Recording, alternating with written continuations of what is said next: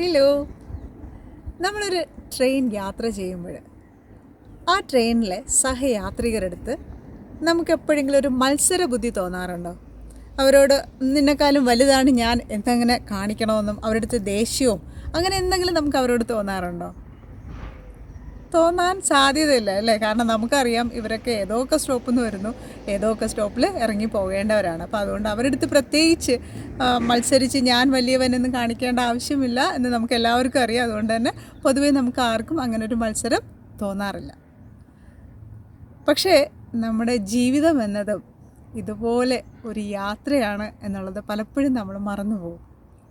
നമ്മുടെ ജീവിതത്തിലും ഇതുപോലെ ഇങ്ങനെ പല വഴിക്ക് വെച്ചിട്ടാണ് പലരും നമ്മുടെ ജീവിതത്തിലേക്ക് കടന്നു വരുന്നത്. നമ്മുടെ ബന്ധുമിത്രാദികളായും സഹപാഠികളായും മിത്രങ്ങളായും ഒക്കെ ഒരുപാട് പേര് വരും.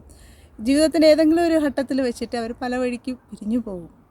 പക്ഷേ ഈ ഒരു ചെറിയ യാത്രയ്ക്കുള്ളിൽ നമുക്ക് എത്ര പേരെടുത്താണ് മത്സരം തോന്നിയിട്ടുള്ളത്?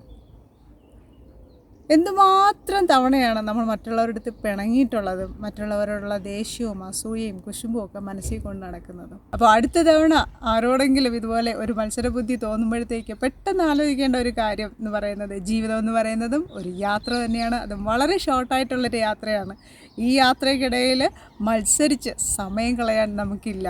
പകരമോ നമുക്ക് എല്ലാവരുമായിട്ട് വളരെ സന്തോഷത്തോടെ ഉല്ലസിച്ച് ഓരോ നിമിഷവും ആനന്ദകരമായി തീർക്കാൻ നമുക്ക് ശ്രമിക്കാം.